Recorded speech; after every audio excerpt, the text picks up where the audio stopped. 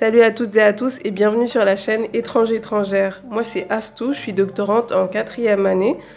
J'ai commencé mes études de Wolof à l'INALCO en 2014 et ensuite j'ai fait un parcours simple, on va dire, donc licence, master et maintenant doctorat. Et en parallèle de ces études, j'ai également travaillé pendant 2 ans et demi dans l'administration de l'INALCO et j'ai également enseigné là-bas. Donc grâce à ces différentes expériences, j'ai acquis un certain nombre de compétences et de connaissances que j'ai envie de partager avec des personnes qui ont envie de s'inscrire à l'INALCO, mais qui ont encore quelques interrogations et qui voudraient se rassurer en entendant les témoignages de personnes qui ont déjà quelques années d'ancienneté à l'INALCO. Donc dans cette vidéo, je vais répondre à la question « Pourquoi étudier une langue africaine à l'INALCO en 2024 ?» C'est parti!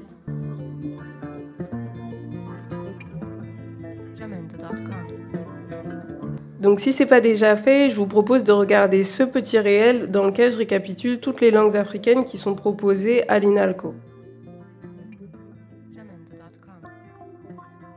Et donc maintenant, on va vraiment commencer par la base de tout ce qu'il faut savoir sur les licences LLCER.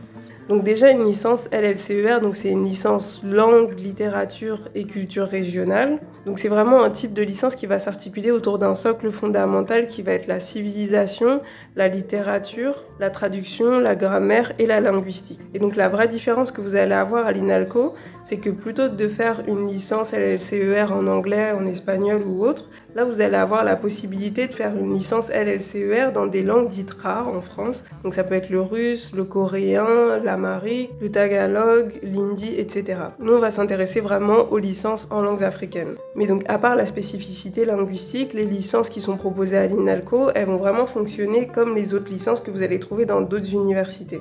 Donc la licence elle se fait effectivement en 3 ans, en 6 semestres, et vous avez environ 18 heures de cours par semaine. Et donc les semestres ils vont être divisés en 3 blocs, ou plutôt en 3 UE, qui vont être lus langue. Donc là ça va être tous les cours qui vont porter sur l'écrit, donc grammaire, conjugaison, orthographe, etc. Et ensuite des cours d'oral. Ensuite vous allez avoir l'UE civilisation. Donc là c'est plutôt des cours qui vont porter sur l'histoire, sur la littérature, etc. Et ensuite, vous allez avoir l'UE enseignements transversaux. Et donc là aussi, ça va être des cours de sciences sociales, mais plutôt de la linguistique, de l'ethnologie, etc. Et donc ça, pour des personnes qui écoutent la vidéo, mais qui ne veulent pas spécialement faire de licence en langues africaines, ça vaut aussi pour vous, puisque là, c'est vraiment la base des cours à l'INALCO de façon générale. Donc ensuite, à partir de la 2e année, l'INALCO va vous proposer un certain nombre de spécialisations, donc soit des parcours thématiques, que je vais vous présenter juste après, et soit des parcours professionnalisants. Donc parmi les parcours thématiques que vous pouvez choisir à l'INALCO, vous avez anthropologie, art du monde, enjeux politiques et sociaux, environnement, ethnomédecine, genre et sexualité dans le monde, histoire connectée du monde, linguistique, littérature, art et traduction, oralité, philosophie d'ailleurs, religion et le parcours violence, migration et mémoire. Ensuite, pour ce qui est des parcours professionnalisants, vous avez commerce international, communication et formation interculturelle, didactique des langues et du français langue étrangère, relations internationales et traitement automatique des langues.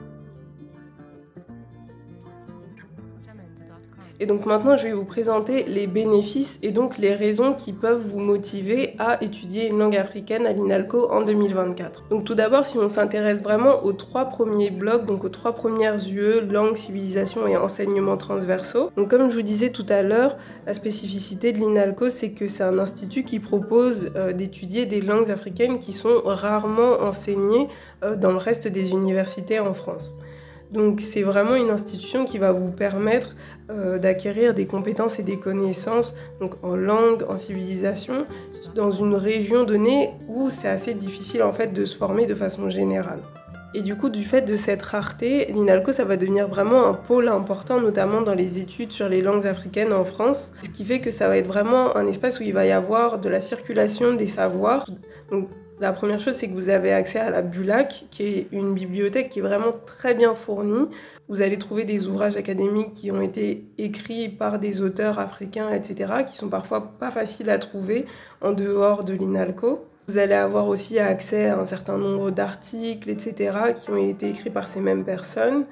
Vous allez avoir accès à un grand nombre de films, donc pareil, qui ont été faits par des réalisateurs et des réalisatrices d'origine africaine. Et ça, c'est une grande chance, encore une fois, parce qu'il y a des films d'auteurs qui ne sont pas toujours faciles à trouver. Et ces mêmes films, en fait, ils vont venir nourrir votre cursus, etc. Donc l'institution, de façon générale, vous permet vraiment de vous nourrir au niveau culturel. Pour la même raison, vous allez avoir des enseignants qui sont reconnus dans leur profession.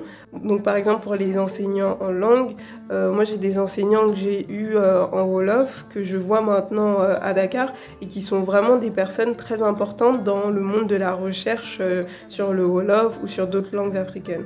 Et donc ça, je trouve que c'est vraiment une chose importante, parce que ça nous permet de nous rendre compte que du coup, aussi bien en France que sur le continent, du coup, ces personnes, elles vont être vraiment importantes. Et du coup, les avoir comme enseignants, c'est le gage d'avoir une bonne formation.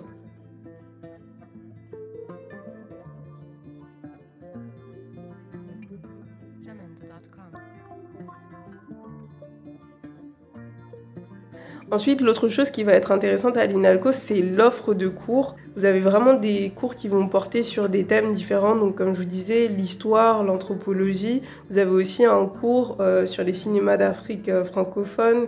Vous avez des cours de littérature. Et donc là où ça va être intéressant, c'est qu'on a rarement la chance d'avoir ce type de cours. Et donc vraiment, vous allez avoir la chance d'apprendre vraiment un grand nombre de choses et vraiment dans l'interdisciplinarité. Et donc vous allez pouvoir regarder la société qui vous intéresse, donc que ce soit la société éthiopienne ou plutôt regarder l'Afrique de l'Ouest, etc. Vous allez pouvoir la regarder vraiment sous différents angles. Et en ça, c'est vraiment intéressant. Ensuite, maintenant, si je passe plutôt au parcours professionnalisant et au parcours thématique, vous avez vu qu'il y a une offre de formation qui est vraiment intéressante. En fait, l'idée, c'est que l'INALCO, on commence avec les langues et la civilisation, mais l'idée, c'est vraiment de former des personnes de façon éclectique.